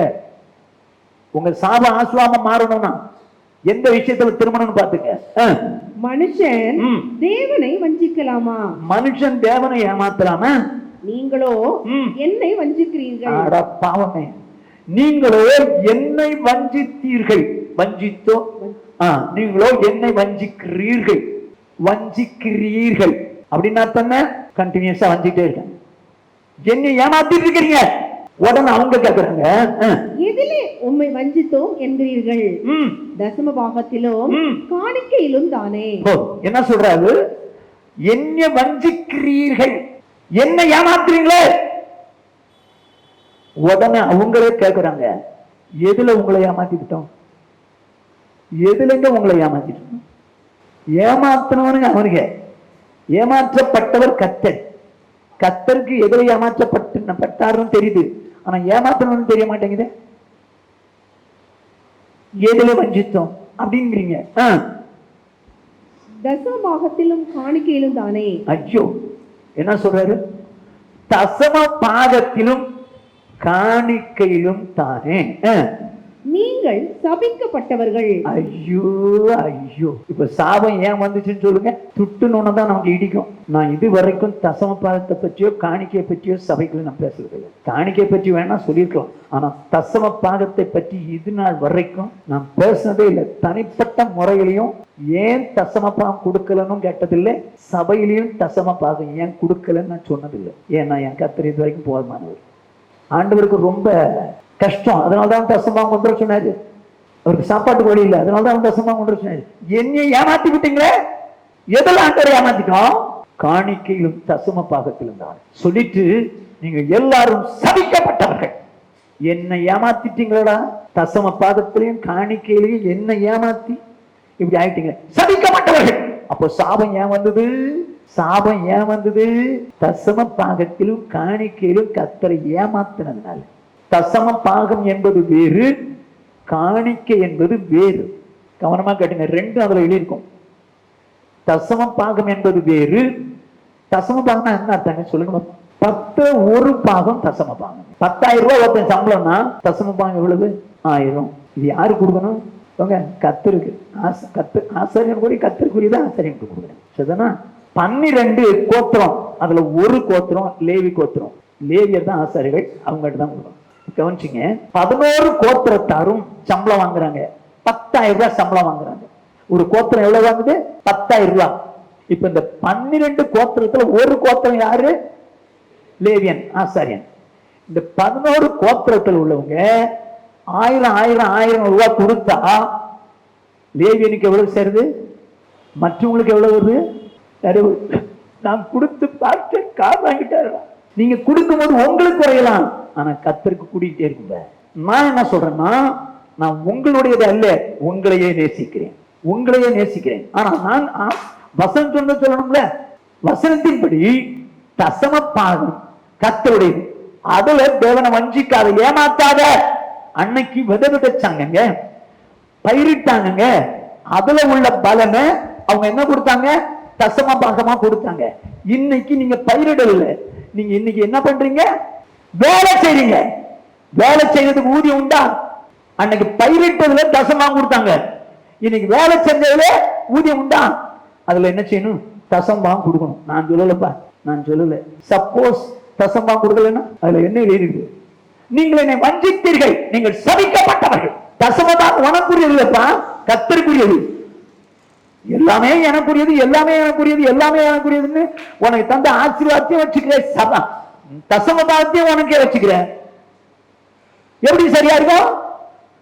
ஆனா தசம பாகங்கிறது கர்த்தருக்கு தெரியும். நீ எவ்வளவு ஆசீர்வாதத்தை வாங்குற, எவ்வளவு தசமபாகம் கொடுக்குறேன்னு. நீ என் கையில ஒருவேளை தசமபாகம் கொடுத்தா, ஆண்டவரே இவங்க தசமபாகம் கொடுத்துருக்காங்க, ஆசீர்வாதம் சொல்ல முடியுவேன். நீ கொடுத்த தசமபாகம் தானே ஆண்டவருக்கு தெரியும்ல. என்னை ஏமாத்திதான், ஆனா கர்த்தரை ஏமாற்ற முடியாது. நான் சொல்லலுங்க, ஆண்டவருடைய வசனம், நீங்கள் சபிக்கப்பட்டவர்கள். என்னை ஏமாத்திட்டீங்களே. எதுல ஆண்டவரை ஏமாத்திட்டோம்? காணிக்கையில தசமபாகத்துல. ஆசாரியர்களை ஏமாத்திட்டீங்கன்னு சொல்லலையே. எனக்கு வர வேண்டியதுப்பா, எனக்கு வர வேண்டியது சொல்லிட்டு இப்ப என்ன சொல்றாரு பாருங்க. என் ஆலயத்தில் ஆகாரம் உண்டாயிருக்கும்படி தசமபாகங்களை எல்லாம் பண்டசாலையிலே கொண்டு வாருங்கள். அப்பொழுது நான் வானத்தின் பலகணிகளை திறந்து இடம் கொள்ளாமல் போக மட்டும் உங்கள் மேல் ஆசீர்வாதத்தை வருஷிக்க மாட்டேனோ வென்று அதனால் என்னை சோதித்து பாருங்கள் என்று சேனைகளின் கர்த்தர் சொல்லுகிறார். என்ன சொல்றார்? பண்ட ஆகாரம் உண்டாயிருக்கும்படி ஆலயத்துல தசமபாகம் எல்லாம் பண்டசாலை கொண்டு வாங்க. நான் அப்ப என்ன செய்வேன்? இடம் கொள்ளாமல் போக மட்டும் உங்களை ஆசீர்வதிப்பேன் மாட்டோம்னு பாத்துங்க. நீ தசமபாகம் கொடுத்துப்பா. நிறைய பேருக்கு தசமபாகம் கொடுக்கறது இன்ட்ரெஸ்ட் இல்லையே. ஏதோ காணிக்க போட்டோமா, ரைட். நான் மறுபடியும் சொல்றேங்க, இது வரைக்கும் நான் உங்கள்கிட்ட தசம பாகத்தை பற்றி பேசினதே இல்லை. யாரோ கொஞ்சம் பேர் தான் தசமபாகம் கொடுக்கிறவங்க. எல்லாரும் கொடுக்கிறாங்கன்னு நான் சொல்ல வரவில்லை. ஆனால் ஒருவேளை கொடுக்காவிட்டால் நான் சொல்லல, ஆண்டோட வார்த்தை சொல்லு, சபிக்கப்பட்டவர்கள். அதனால்தான் சாபம், அதனால்தான் சாபம். காணிக்கை ஒழுங்கா போக மாட்டேங்கிற. காணிக்கை எப்படி கொடுக்கணும்? ஒரு ஆசீர்வாதத்துக்கு தக்கதாக காணிக்கை செலுத்தணும் இருக்கும். உனக்கு என்னைக்கு தேவன் உயர்த்திக்கிட்டா இருக்கிறோ உயர்த்திட்டு இருக்கிறாரோ அது வரைக்கும் அதுக்கேற்ற மாதிரி காணிக்க சேர்த்தணும். ஆனா அன்னைக்கும் 10 ரூபா தான், இன்னைக்கும் 10 ரூபா தான். நீ ஆண்டவர் கொடுக்குறியா யாரு கொடுக்குற? அன்னைக்கு 5000 சம்பளம் வாங்கும் போது 10 ரூபா தான், இன்னைக்கு 20,000 சம்பளம் வாங்கும்போது 10 ரூபா தானே. போதுமா? காணிக்கையிலே ஏமாத்துறீங்களா? என்ன வேதனைப்படுறாரு பாருங்க. என்னை ஏமாத்துறீங்களே, நீங்க சபிக்கப்பட்டவர்கள். எதுல ஏமாத்திட்டாங்க? காணிக்கையிலும் தசம பாகத்திலும். அப்ப காணிக்கையும் தசமாக கர்த்தர் கொடுக்கணும். சரியா? இங்க அதை எங்க கொண்டு வாங்க? அப்பொழுது நான் வானத்தின் பலகணியை திறந்து இடம் கொள்ளாமல் போக மட்டும் உங்கள் மேல் ஆசீர்வாதத்தை பட்சிக்க மாட்டேனோ என்று அதனால் என்னை சோதித்துப்பார். இப்ப தசமான் கொடுத்தா என்ன பண்ணுவாராம்? ஆசீர்வாதத்தை இடம் கொள்ளாமல் போக மட்டும் ஆசீர்வதிப்பேன். நீங்க ஆச்சரியப்படலாம், அந்த அளவுக்கு ஆசீர்வதிப்பாருங்க. இந்த அளவுக்கு எனக்கு ஆசீர்வாதமா சாபம் இருக்காது. யோசித்துப்பா. தசம்தான் கொடுக்குற, தேவனுக்கு உற்சாகமா காணி கொடுக்குற, காணிக்கைக்கு ஏற்ற பலம் தரும் நிலம் இருக்கு. மறுபடியும் சொல்றேன், உங்க காசுக்காக நான் பேசவே இல்லை, இல்லை இல்லை, உங்க சாபம் ஆசுவாமமா. அதுக்கு தான் பேசுறேன். நீ தசம பாகத்தை வஞ்சித்தாயனால் தேவனை வஞ்சிக்கிறேன். உன் சம்பளத்தில் எத்தனை பேர் தசமா கொடுத்தீங்க? எத்தனை பேருங்க கொடுத்தீங்க? அதனாலதான் இன்னைக்கு வரைக்கும் நம்ம வீட்டுல சாபம் இருந்துகிட்டே இருக்கு, கஷ்டங்கள் இருந்துகிட்டே இருக்கு, பிரச்சனை இருந்துகிட்டே இருக்கு. கொடுக்க மாட்டோமே. நமக்கு ஆண்டவரை இதை கொடுங்க அதை கொடுங்க, இந்த உண்மையை டிராபிக் தான் வாங்கியே பழக்கம், கொடுத்து பழக்கமே வராது. இது உனக்கு வேண்டியதை கேட்கிறேன். ஆண்டவருக்குரியதை ஆண்டவர் கொடுக்கணுமா வேண்டாமா? தசம்பகம் யாருக்குரியது? கர்த்தருக்குரிய. கொடுக்கணுமா வேண்டாமா? அப்படி நீ கொடுக்கலாம் என்ன அர்த்தம்? வஞ்சித்து விட்டாய், ஏமாத்திட்ட. நான் விட்டுவேனா? நான் விட்டுவேனா? விட மாட்டேன்ப்பா. நீ சபிக்கப்பட்டவன். சாபம் வரும்ன்றது. ஆபிரகாம் தனக்கு உண்டான எல்லாவற்றிலும் தசம்பம் கொடுத்தான். இன்னைக்கு சிலர் சம்பளத்துல கொடுப்பாங்க, இல்லைன்னு சொல்லல. ஆனா அவங்க பிள்ளைகளுக்கு யாராவது கிஃப்ட் ஒரு 10,000 ரூபாய் கொடுத்தாங்கன்னா அதை யாராவது கொடுப்பாங்க? இது நமக்குப்பா சம்பளத்துல தான் கொடுத்தாச்சு இல்ல. ஆனால் ஆபிரகாம் தனக்கு உண்டான எல்லாவற்றையும் கொடுத்தான். நான் ஊழியத்துக்கு வரும் நாள் இருந்து தசம்பகத்தை கரெக்டா எடுத்து கொடுத்துருவேன். சம்பளம் கிடைச்ச உடனே ஒரு ரூமுக்கு போவேன், ஜோம் பண்ணுவேன், தசம்பகத்தை எடுத்து வச்சுருவேன். மேரேஜ் ஆயிடுச்சு, அப்பவும் எங்களுக்குள்ள கர்த்தர் கொடுத்த ஆசீர்வாதம் தசம் கொடுப்பேன். என் பிள்ளைகளுக்கு யாராவது 20 ரூபா 100 ரூபான்னு ஏதாவது கொடுத்தாங்க, அந்த பிள்ளைகள் என்கிட்ட தான் கொடுப்பாங்க, அதுலையும் தசம்பாங்க எடுத்து கொடுத்துருவேன். ஏன்னா எனக்கு கிடைச்ச ஆசீர்வாதம், ஆபிரகாம் கிடைத்த ஆசீர்வாதம் எல்லாவற்றையும் தசமாக கொடுத்தாங்கல்ல. ஆனா நம்ம அப்படி இல்லை. சம்பளம் என்னவோ அதுலயும் பிடிமானம் போக எவ்வளவு வருதோ அவ்வளவுதான் பிரதர் சம்பளம், அதுலதான் பிரதர் கொடுக்க முடியும். எனக்கு என்னப்பா, நீ என்ன மாதிரி கொடுத்துக்க, எனக்கு என்ன? தேவன் மேல நேசம் இருக்கிறவன் உற்சாகமா கொடுப்பான் தேவனுக்கு. மறுபடியும் சொல்றேன், உங்க கையில இருக்கிற பணத்தை வசூல் பண்ணணுங்கிறதுக்காக நான் பேசவே இல்லை.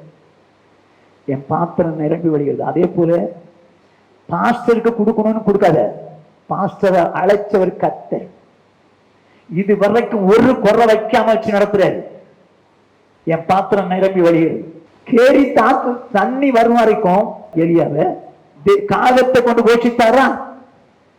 அது முடிஞ்ச உடனே சாரிபாத் ஊருக்கு போய் ஒரு ஏழை விதைய வச்சு போஷித்தாரா? ஏன் போஷித்தார் தெரியுமா? அவன் ஏன் ஊழியக்காரன். இது இல்லைன்னா அதுப்பா. என் மேல பரிதாபப்பட்டு எதையும் கொடுக்காதீங்க.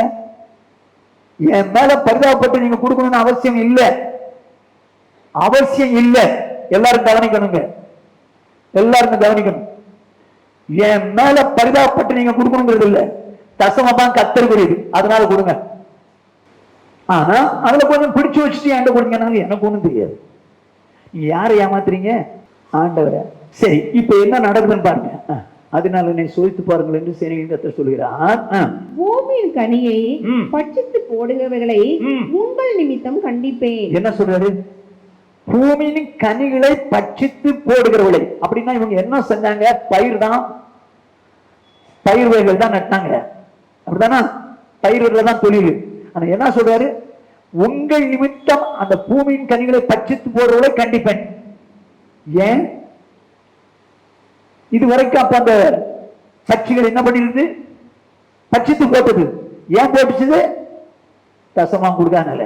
ஆனா இப்போ நீங்க தசமாம் கொடுத்ததுனால உங்கள் நிமித்தம் அந்த பட்சித்து போடுறவர்களை கண்டிப்பேன். அவைகள் உங்கள் நிலத்தின் பலனை அழிப்பதில்லை. அவ்வளவுதான், இதுவரைக்கும் அழிச்சது இப்ப அழிக்காது. வெளியில் உள்ள திராட்சை கொடி பழம் இல்லாமற் போவதும் இல்லை என்று சேனைகளின் கர்த்தர் சொல்லுகிறார். இதுவரைக்கும் திராட்சை செடியில பழம் வரல, ஆனா இப்பவே திராட்சை செடியில் பழம் இல்லாமல் போகாது. ஏன் தெரியுமா? ஏன்? நீ கொடுத்த தசம பாகத்தினால பழத்தை பழுக்க வைக்கிறதே நான் தான் பழத்தை பழுக்க வைக்கிறேன். சௌரியே சௌரனை கேள், ஆண்டவர் உன்னை ஆசீர்வதிப்பார். ஆனால் தேவன் உனக்கு தந்த ஆசீர்வாதத்துல தசம பாகத்தை கத்தர் கொடு. மறுபடியும் சொல்றேன், உங்க கையில் இருந்து நான் வாங்கி வளமாயிருக்கா சொல்லவே இல்லை. அப்படி கொடுக்காத பட்சத்தில் நான் சொல்லல, கத்தரே சொன்னாரா? என்ன சொன்னாரு? நீங்கள் சபிக்கப்பட்டவர்.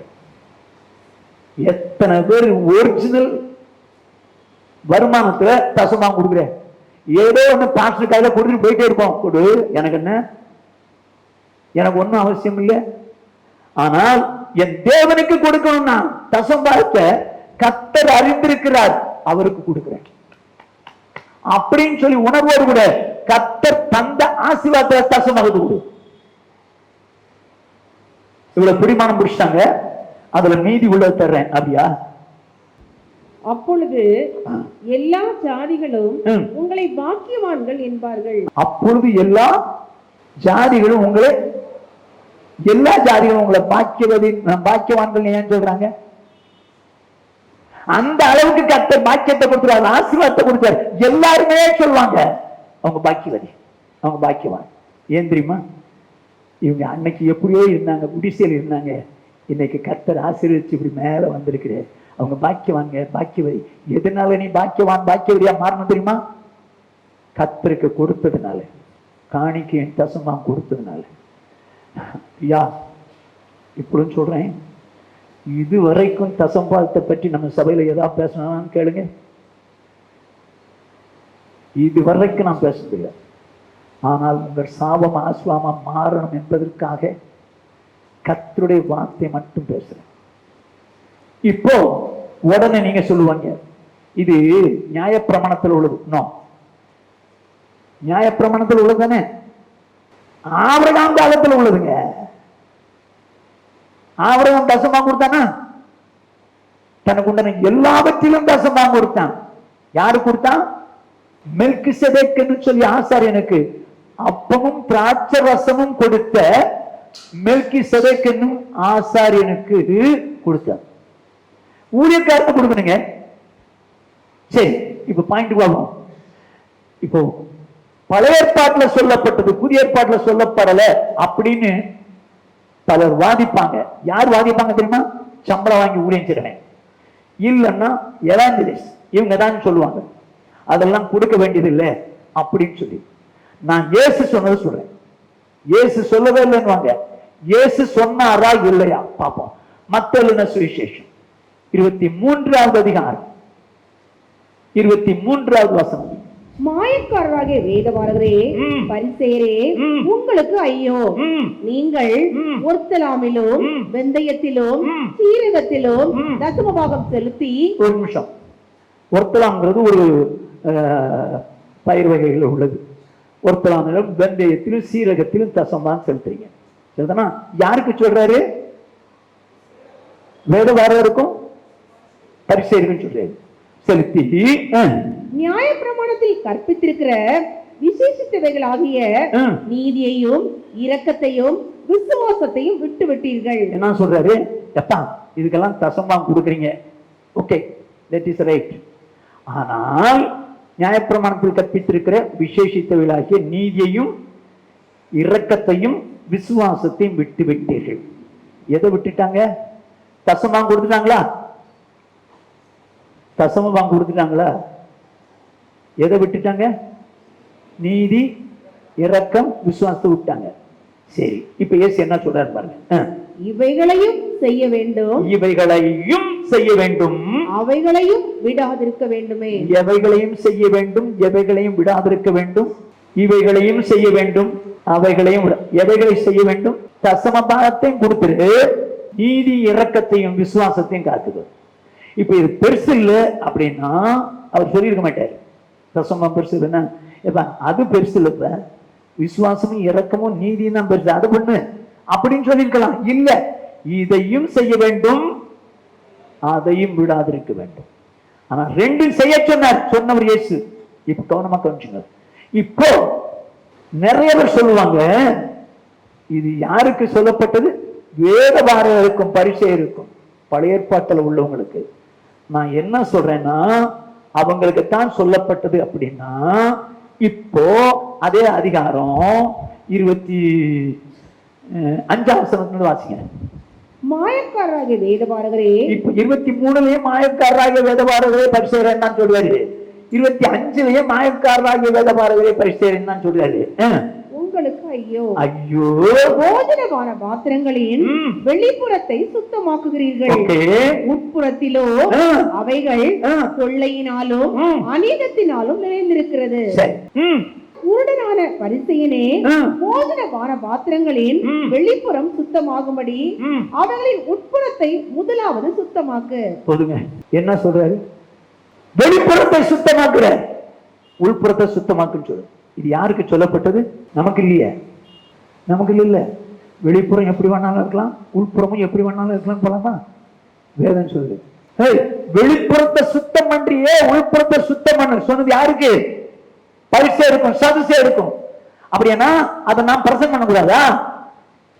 உன் வெளியே நல்ல ஃப்ரெஷ்ஷா ஸ்பெஷல் போட்டு அங்க போய் இங்க போய் பியூட்டி பார்லர் போய் ரொம்ப ஃப்ரெஷ்ஷா வர்ற, உள்ள இருக்கிற சுத்தப்படுத்து. நான் சொல்றதா வேண்டாமாங்க? சொல்லவா வேண்டாமா? அட, இதெல்லாம் நியாயப்பிரமாணத்தில் இந்த பரிசே இருக்கும், சதுசே இருக்குன்னு சொன்னதா? நோ, ஆண்டவர் வேண்டான்னு சொன்னா அதை விடாத. இதை வேணா விட்டுக்க, தசம்பாத்து விட்டுரு. இரக்கத்தையும் விசுவாசத்தையும் அதை வேணா செஞ்சு அப்படி சொல்லிக்கலாம். இல்லைங்க, அதை விடாதே, இதையும் செய் அப்படி சொன்னாரா? நான் சின்ன ஒரு உதாரணம் சொல்லி முடிக்கிறேன். அதாவது இயேசு கிறிஸ்துவ சோதிக்கும்படி சிலர் வந்தாங்க. வந்து சொல்றாங்க, ராயனுக்கு வரி கொடுக்கிறது நியாயமா இல்லையா அப்படின்னு கேட்டாங்க. உடனே இயேசு சொன்னாரு, அந்த வரி பணத்தை என்கிட்ட கொடு. வரி பணத்தை வாங்கினார். வாங்கிட்டு இந்த மேலெழுத்தும் சொரூபமும் யாருடையது கேட்டாரா? கேட்ட உடனே அவங்க என்ன சொன்னாங்க? ராயனுடையதுன்னாங்க. அப்ப ஆண்டவர் என்ன சொல்லிக்கணும்? ராயனுடையதுன்னு. அவங்க கேட்ட கேள்வி என்ன?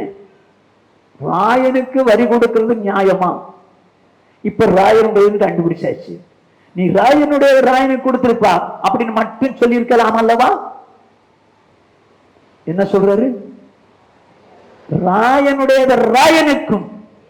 அது ஏன் அதை சொன்னாரு? அது ஏங்க தேவனுடைய தேவனுக்குன்னு சொல்றாரு?